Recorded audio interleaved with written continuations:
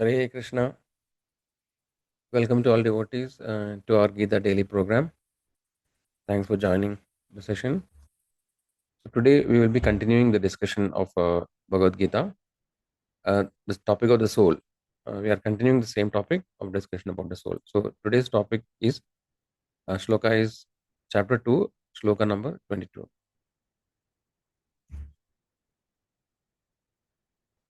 So take the blessings of the Lord Jagannath Baldev Subhadramaya Sudarshan, Gaurantai, Lord Narasimhadev and Panchatattva so that we can understand the spiritual topics. So we'll have the prayers. ॐ अज्ञानतिमिरन्दस्य ज्ञानाञ्जनशलाकय चक्षुरुन्मीलितं येन तस्मै श्रीगुरवे नमः नमो ॐ विष्णुपादाय कृष्णप्रेष्ठाय भूतले श्रीमते भक्तिवेदान्त स्वामिनिति नामिने नमस्ते सरस्वती देवे गौरवाणी प्रचारिणे निर्विशेष शून्यवादी पाश्चात्यदेशतारिणे जय श्री कृष्णा चैतन्य प्रभु नित्यानंद श्री अद्वैत गदाधरा श्रीवासादि गौर भक्त वृंदा हरे Krishna Krishna Krishna Hare Hare Hare Ram Ram Ram Hare Hare. We dedicate our session to His Divine Grace A.C. Bhaktivedanta Swami Prabhupada, Founder of International Society for Krishna Consciousness. So, because of all the dedication and sacrifice Srila Prabhupada did, we are able to understand Bhagavad Gita in a very easy and practical way by His mercy. So let us thank Prabhupada and move on. So today's sloka is 2.22. So I'll recite the sloka. You can all please repeat. You can remain muted and repeat. Vasamsi jinani yada vihaya navani grannadi naroparani tada sharirani vihaya jirnani anyani samyadi navani dehi. Repeat again. वासांसि जीर्णानि यदा विहाय नवानि गृह्णाति नरोपराणि तदा शरीराणि विहाय जीर्णानि अन्यानि संयाति नवानि देहि. Translation by His Divine Grace, Srila Prabhupada ki jai. As a person put on new garments, giving up old ones, the soul similarly accepts new material bodies, giving up the old and useless ones. We look at the word meaning. Vasamsi, garments. Jirnani, old and worn out. Yada, just as. Vihaya, giving up. Navani, new garments. Grannadi, does accept. Nara, a man. Aparani, others. Tada, in the same way. Sharirani, bodies. Vihaya, giving up. Jirnani, old and useless. Anyani, different. Samyadi, verily accepts. Navani, new sets. Dehi, the embodied. So today's sloka is a very, very profound sloka. It's a profound analogy. So I think we should all try to remember this example always, whenever we have any doubt. So just like what is mentioned in the picture, you can see here.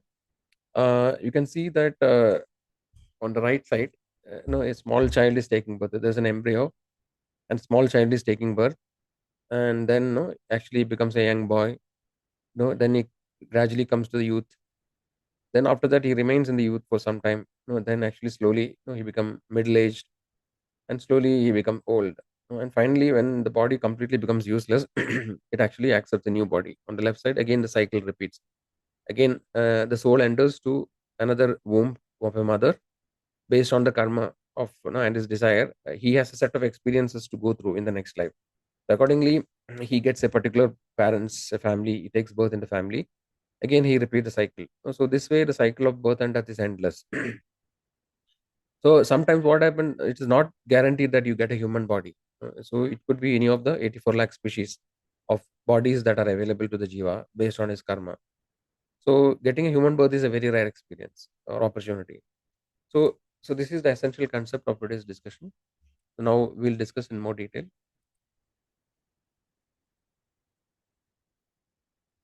So so actually we have seen it also earlier a little bit. The body actually is continuously changing, and the soul is the constant. Soul never changes. Soul is immutable, which means the soul cannot be changed. The soul remains the same, eternally. and the body keeps changing. And when the old body is useless, the soul takes another body. So we should always try to remember the example, just like the dress. So the dress and the real person, right? The soul is the real person, and the body is the dress. Okay, so now some important information which is available from scriptures. So what is the proof of the existence of soul, right? So we try to look into this more detail. We discussed earlier also a little bit. So it is mentioned in the scripture that the soul is a spiritual particle. It is known as Chit Kana, the nature of the soul is Sachidananda, and the size of the soul is also mentioned, in the scriptures. So there is Upanishad known as Shvetashvatara Upanishad. So the Shloka 5.9 talks about the size of the soul. It is mentioned that Balagra Shadabhagyasya Sadada Kalpidasya cha Bhago Jiva Savitneya Sa Janantyaya Kalpade. So Balagra Shadabhagasya Sadada Kalpidasya. So what it means, Bala means hair, the tip of the hair, agra tip. So if you the tip of the hair, the size we can see, that when we remove the hair and see the tip. So if you remove this, if you divide into 100 parts, and each of this 100 part again you divide into 100, so that means it is the size of the soul is 1 by 10,000 of the tip of the hair. Okay, so from a scientific perspective, this is not something which is not cannot be perceived like through some, if you use some powerful microscope, etc., it could be still visible. But the point we have to understand is that by nature the soul is actually spiritual, and it is not perceivable through senses. So it is very atomic, 1 by 10,000 of the tip of the hair, but nevertheless it is actually not perceivable because it is beyond the perception of our senses, because it is spiritual in nature. So the senses which are created for the human being or other living entities in the material world can only perceive material things which are made of panchabhutas.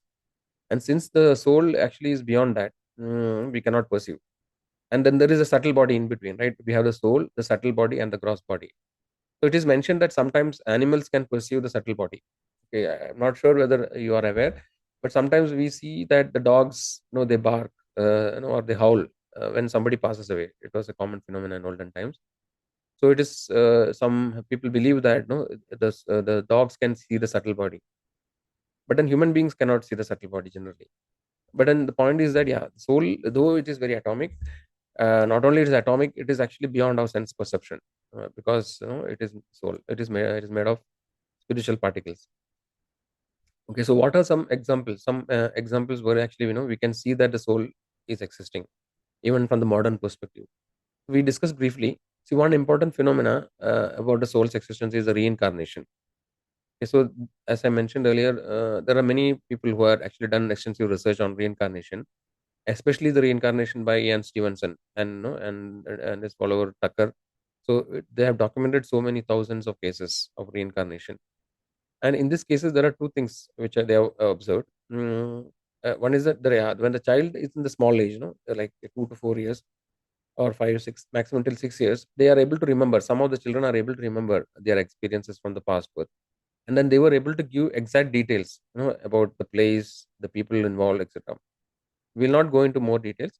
In their study, there are two important things they observed. One is that the phobias. So we know that sometimes people have phobia. They are afraid of certain things. They have very strong fear of, for example, some have hydrophobia. I mean, they are extremely afraid of water. They see water, they become very much afraid. And then there are many other, like fear of height, so like that. So it is mentioned that many times these phobias are related to their previous birth. If some people have violent death, by drowning, then actually in the next birth they have severe fear of water. So this kind of these are documented. You can actually research yourself. And similarly, there is another thing which is observed: the birthmarks.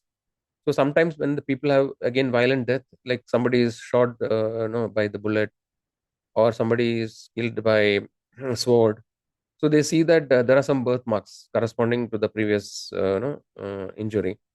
So though the physical body is hurt, the impressions are still carried by the subtle body to the next life. So these are some things: birthmarks, phobia, and there is also this out of body experience and near death experience. So there is one particular case, a very famous case of a person, a lady known as Maria Shu. She had a near death experience. So this happened long time back, but then this is very vividly documented case with lot of details. So there are many other cases actually. So this lady was admitted, no, in Seattle in a Harbor View Medical Center. Okay, and then she had a cardiac arrest, and there was no. She was declared dead clinically. There was no electrical signals like ECG or anything. Everything was flat. And then later she was, resurrected. Actually, she was revived after some time, and she came back. So then after coming back, she had given very clear example. So the person who was attending, a person known as Kimberly Clark Sharp, a social worker, this person has documented her experience. So after she came back, she was able to remember very specific details, of the things and objects and people, not only surrounding her, but even in other places. So she was able to, for example, she was able to tell exactly the color of a shoe which was on the third floor. Okay, so she mentioned the details of the shoe, what was the color, like the details.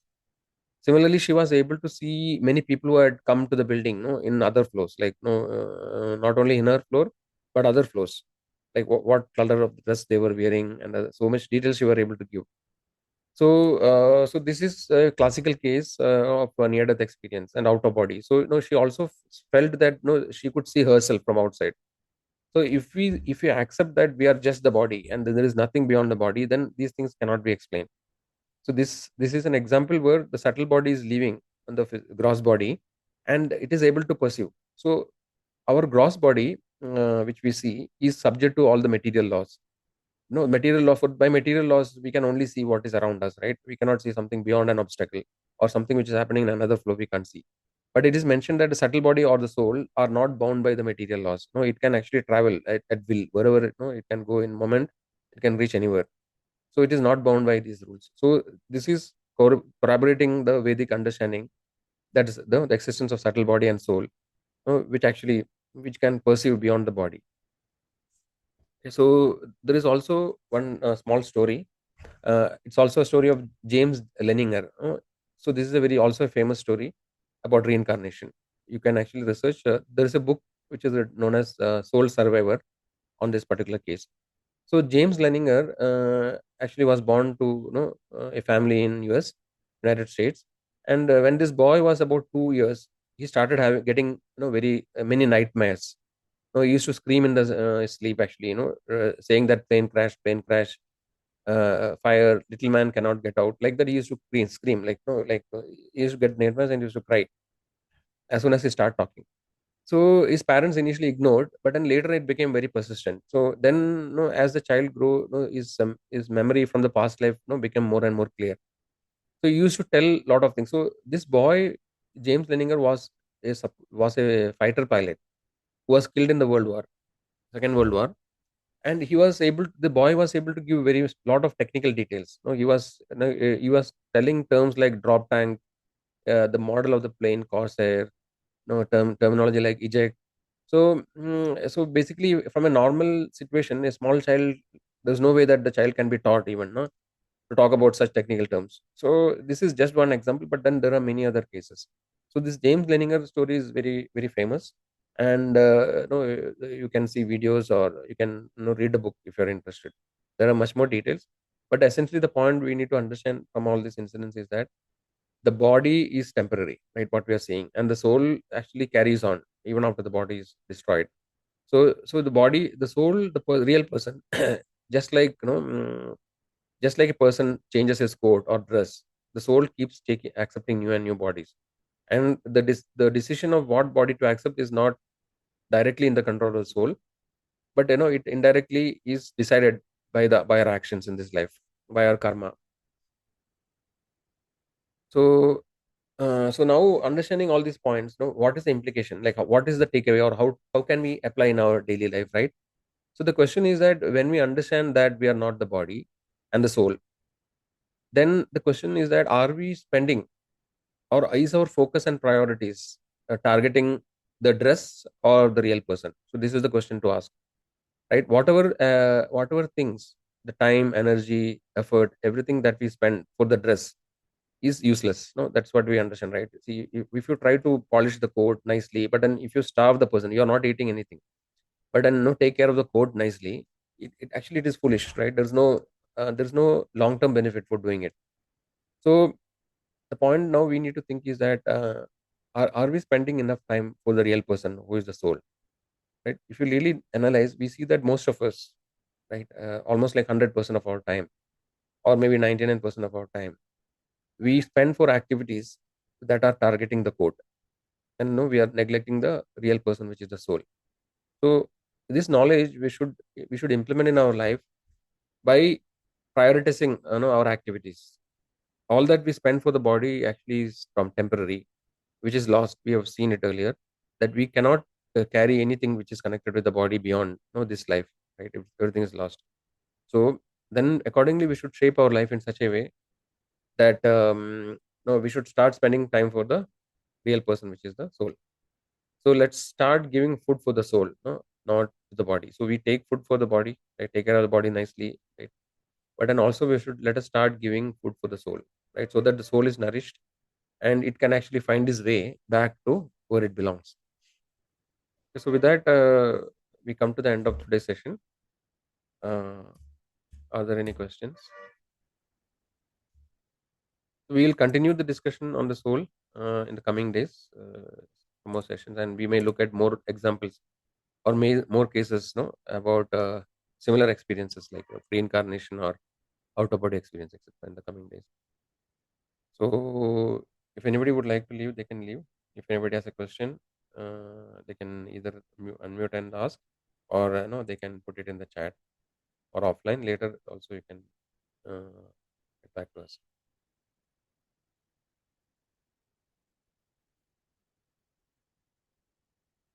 Okay, Hare Krishna. Looks like no questions now.